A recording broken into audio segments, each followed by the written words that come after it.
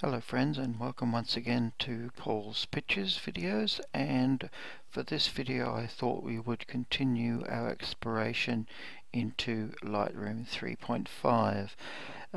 Now, while we've done a couple of videos where we have processed images in black and white, we haven't actually done one in which we have just gone through the options for conversion, for converting an image from color to black and white.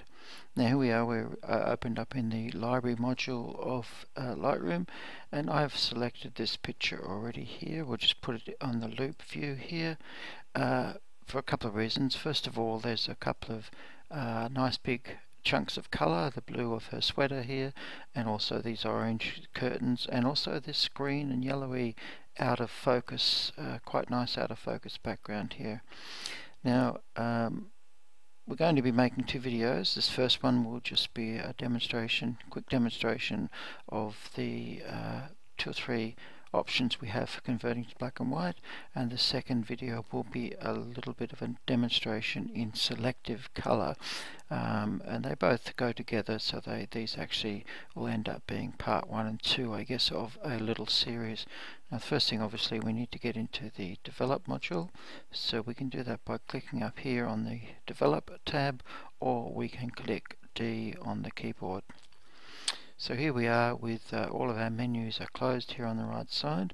Now the very quickest and simplest and easiest way to convert a color image to black and white is to click on the basic tab here and click on black and white there. So we instantly have a black and white image, which in itself is quite a nice image because this one is reasonably well exposed, reasonably well focused, but that's another story. Now if we just reset that, another way to use this command here is to use the V on the keyboard, and the advantage of the V key is that we can toggle back and forwards very quickly between black and white and color, and this is very useful in the library mode where we obviously don't have the menu develop module menu on the side here. We can actually toggle between black and white and color. If we go to the next image, we can have a look and see what we think of that one in color, or black and white, color, black and white, color. But let's get back to our young person here with demonstrating the donut.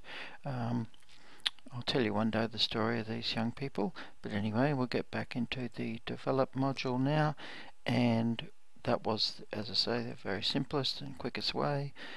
Once we convert to black and white, we can then start making any changes we want to make, increasing the blacks, perhaps a bit of fill light here, yeah, all sorts of things. Obviously we can do anything we like from here.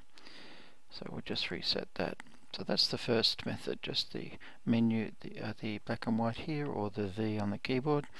And then the next method is we scroll down here to this tab here, which is the HSL, which is hue, saturation, luminance, color, and black and white. So we just simply click black and white. This also gives us an instant conversion, but here we have the choice of looking at the various colors that make up the image. So for example, we can, if we go back into the side-by-side view mode here, we can see these blues and these oranges. So let's say, for example, we wanted to change the color, or the lightness or darkness, I should say, of her sweater. So obviously that's blue, so we can then take the blue slider down here to darken, and obviously we wouldn't go that far, it's pretty yucky and pretty much of a mess, and we can brighten it, and so it just depends on our purposes.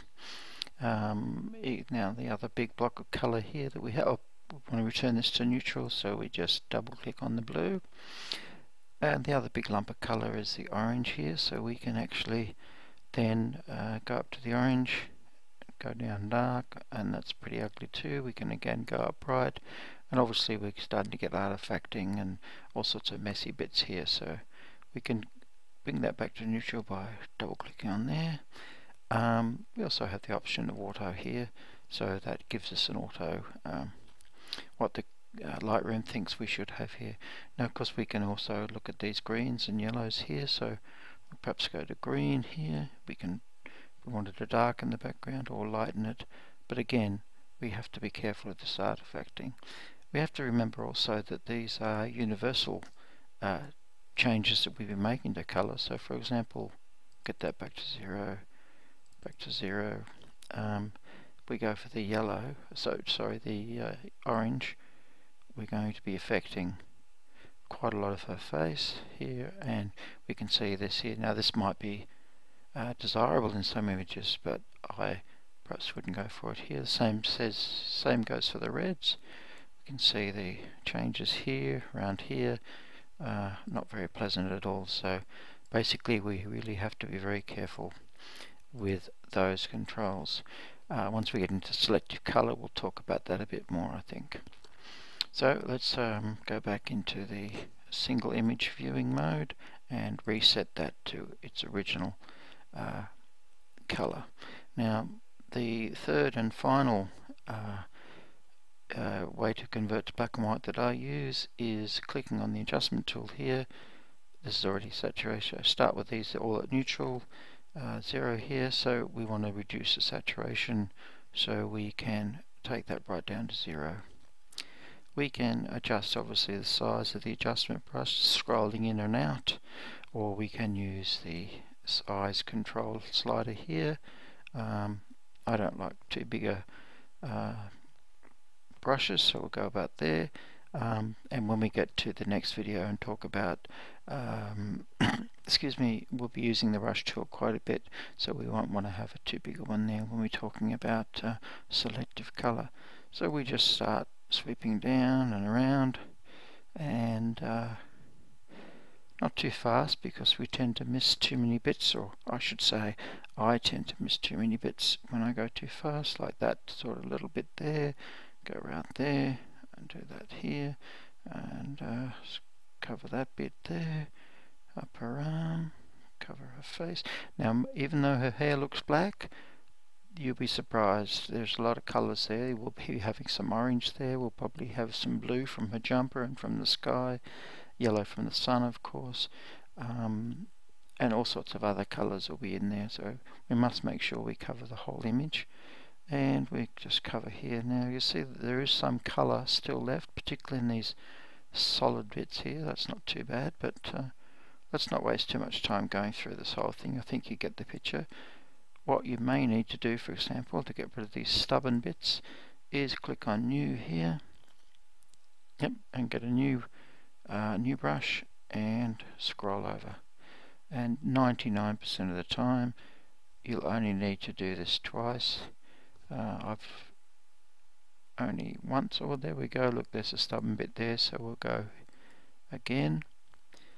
So saying 99% of the time, but of course then we've got one little bit there, but now we should be pretty much okay. So we're going to be able to get rid of all the colour in the image. And we can see now that her jumper isn't really grey, now it's grey. It's quite interesting when you start to compare the bluey grey there and the complete grey now, and there we go. So look, we don't need to go through the whole of this, but you can see that we're covering, all the colour is coming out of this image. And the advantage of this method is, you'll see in the next video when we get into selective color, and there are 2 or 3 methods for doing selective color as well. So that's about it. We won't worry about going through the whole image like this. We will next time, but thank you for watching this video, and I hope to see you soon for our next installment, which will be, as I was just saying, about selective color, in which we will leave part or percentage of an image in black and white and make it in part in color as well. So thank you again for watching, and we'll see you real soon.